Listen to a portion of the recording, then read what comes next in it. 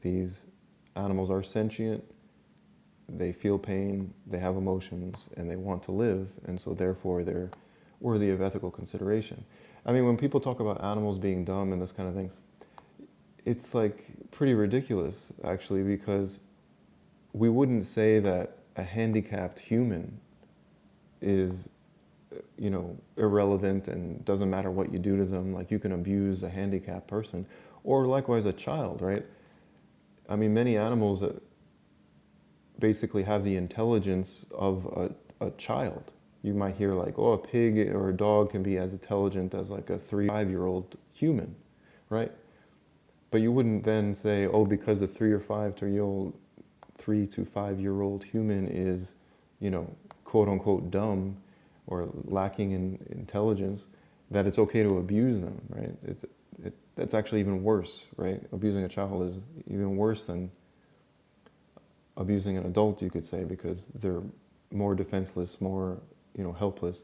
And it's the same, it's likewise with the animals, right? They're basically completely helpless, in part due to their lesser intelligence, but also just because of how we're able to physically dominate them. So it's not technically ad hominem, but it is immorality.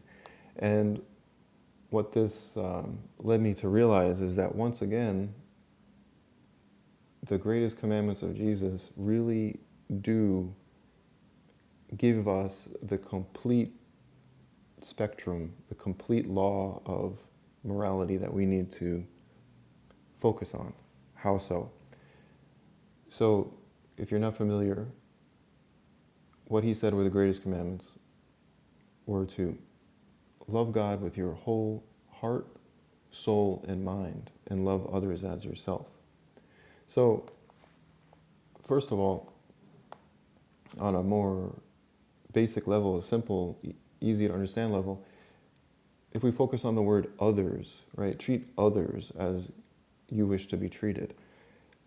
So a lot of Christians, they just don't even consider animals as others. They take that word others to just be referring to other humans.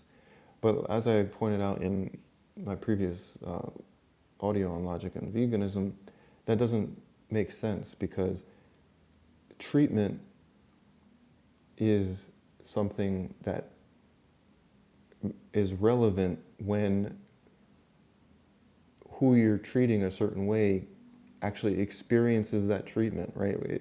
Whether it's bad treatment or good treatment. In other words, they have to be sentient, right? It doesn't matter really how you treat a rock, right? It doesn't matter how you treat a pile of dirt, right? There's no sentience there to care. There's no suffering, right? But with animals, there is sentience.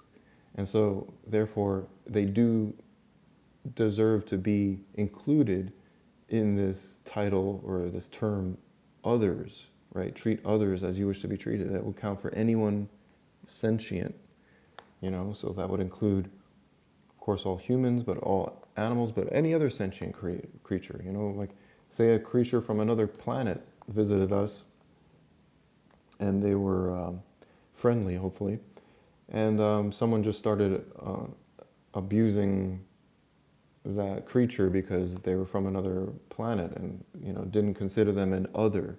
But again, the reason why they should be considered an other is for those basic fundamentals, that they are sentient, they feel pain, they have emotions, and they want to live. That therefore qualifies them as an other.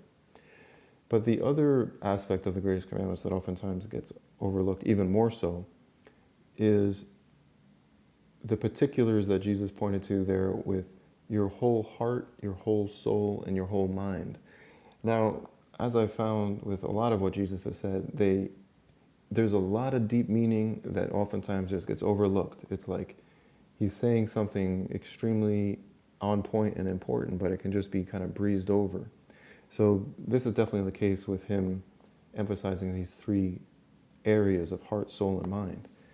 So upon further contemplation and investigation, I realized that heart, soul, and mind are referring to three human faculties. The three main human faculties that we have actually for making decisions. And so mind is referring to the intellect, which is another way of saying human reason. In other words, rational thinking, rationality, logic. That's the mind. So in order to love God, others, and yourself, you have to have this component of rationality. You have to have the ability to reason correctly using your intellect. You have to have sound logic. So that's the mind portion. And so all of the logical fallacies that are brought up that are truly just examples of irrationality would fall under the mind category. If what you're saying is just purely irrational, it's just unsound reasoning, you're not exercising your intellect correctly. You're not loving with your whole mind in that sense. So then we have also with your whole heart and soul. Soul is referring to one's conscience. Conscience relates to morality. So this is actually the area in which the abuse of view and language towards animals is taking place. It wouldn't technically be ad hominem because you're not attacking the person making the argument, the human making the argument. You're just looking down on these animals and you're having an immoral view, right? That it's okay to abuse a sentient creature, which it's not. So it's actually immorality rather than irrationality, because their argument is just based in immorality. It's not actually, you could say, irrational in that their reasoning is, they're giving forth some reasoning that's not sound. They're just making an immoral statement. They're just expressing immorality. So it's technically that. And then the final category of heart is actually referring to the subconscious. And in our subconscious is where we hold our beliefs about what's, true and false. That's where fundamentally our beliefs on fact and fiction reside. And so, in other words, the subconscious is related to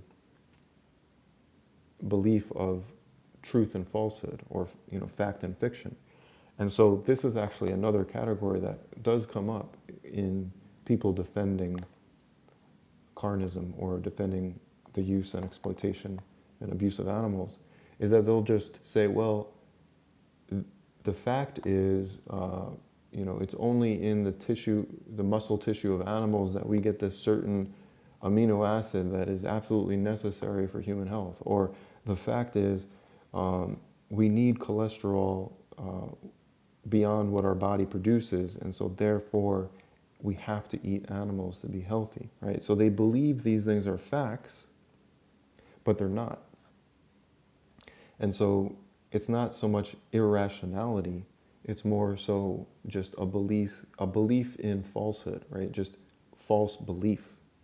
So there's the three categories of false belief, irrationality, and immorality.